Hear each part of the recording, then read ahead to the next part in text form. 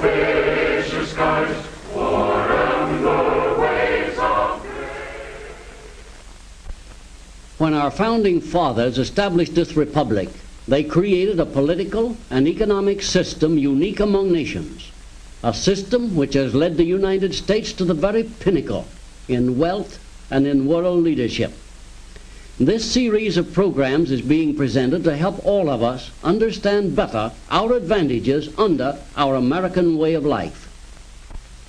For today's topic, let's join now a group of young people at the National Education Program Workshop in Searcy, Arkansas. At the classroom lectern is Dr. Clifton L. Gaines, Jr., noted young historian. In order to have a proper appreciation of the American economic system, we must know how the national income is divided in America. In other words, we must examine the distribution of the great wealth produced through the operation of American capitalism. Is the distribution widespread, or is the wealth of America concentrated in the hands of a few, as the socialists and communists say? This is the central question for our discussion today. The answer constitutes a tribute to our system. For the wealth produced within American capitalism is widely distributed throughout our population, as we shall see. Basically, an economic system must fulfill two social needs of the population which it serves. First, an adequate production of goods, and second, an equitable distribution of those goods. Of course, there are other measurements of value for an economic system. And in our previous classroom sessions, we have seen how well our own system measures up, how it provides a high degree of economic freedom and great incentives for personal achievement, thus bringing about national progress. We know that American capitalism is morally right because its chief elements, private ownership, the profit motive, and the competitive market, are wholesome and good. They are compatible with God's laws and the teachings of the Bible. And lastly, we know that with her unique economic system, the United States produces 42% of the wealth of the world, although we have only 7% of the world's population and 6% of the land area.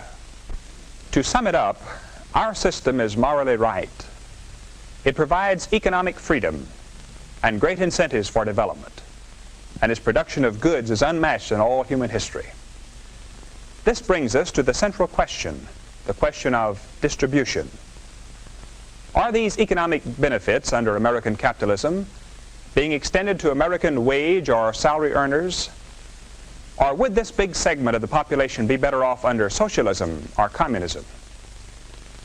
A dramatic answer to this question came from an English socialist who visited America after Great Britain had experienced a socialist system for 5 years.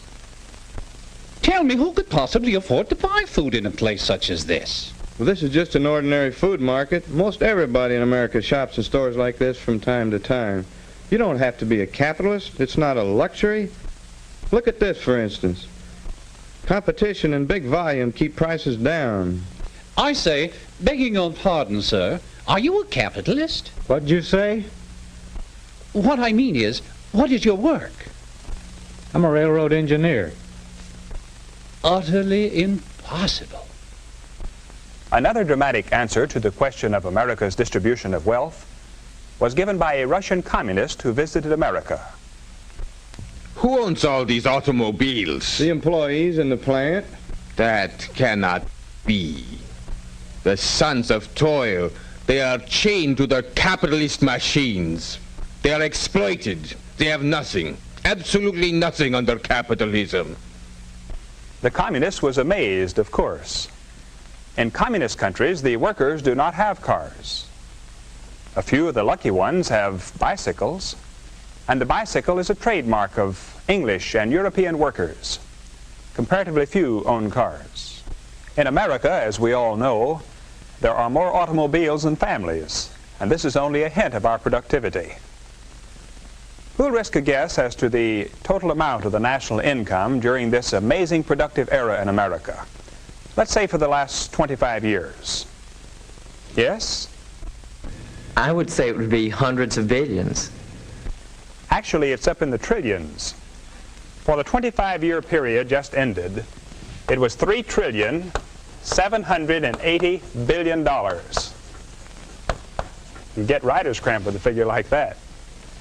You may be wondering, who got all this money? To see how this wealth was distributed, let's look at this graph. This represents the total national income. To the employees of America, the wage earners and salaried people, went the biggest amount, 65%. The self-employed, professional people and small business operators got the next share, 9.5%. The farmers and dairymen who supplied food markets and our processing plants with the raw foodstuffs received 6.5%. Stockholders, the people who could save a little money and invest it in business and industry, received 4%. And you will remember that this amount was widely diffused, since there are 18 million stockholders in America today. Their investments of their savings have built new factories, provided new machines and other equipment to make new jobs in industry. The corporations themselves receive 7.5% before payment of taxes. After taxes, they retained only 3.1% of the national income. The people who had property for rent received 4%. And lastly, the bondholders, who provided the cash for new schools, new paving, home loans, and so forth, received 3.5%. Now let's examine the distribution of wealth in another way. Let's examine the income by families. In the most recent year for which we have statistics, there were approximately 50 million families in the United States. They received an income of approximately $272 billion before taxes. How was this income distributed among these families? Professor Gaines, aren't the majority of our families in the lower income brackets below $3,000 a year? Not at all, John. Nearly 21 million families, or 40%, received an income of $3,000 to $6,000. 15 million more families received an income of $6,000 or more. These two groups contain 70% of the population. That leaves only these with an income of $3,000 or less. Not to be overlooked, a good-sized group, 7%, received incomes of $10,000 or more. But only 3% were in the $15,000 and above bracket. And from this bracket came the bigger portion of venture capital or investment money to build manufacturing plants and to start businesses, thus creating new jobs and new products. In the lower brackets go these figures. 12.8% received incomes from $2,000 to $3,000. 10.8% received from $1,000 to $2,000, while 5.7% received less than $1,000. We must remember, however, that in these lower brackets are many farm families whose cash incomes do not strictly reflect their standard of living. Mary, what can be learned from this graph? It seems that our national wealth is very widely distributed, much more than I realized. Yes, 85% of all income goes to 93% of the families, while the other 7% of our families receive the remaining 15%.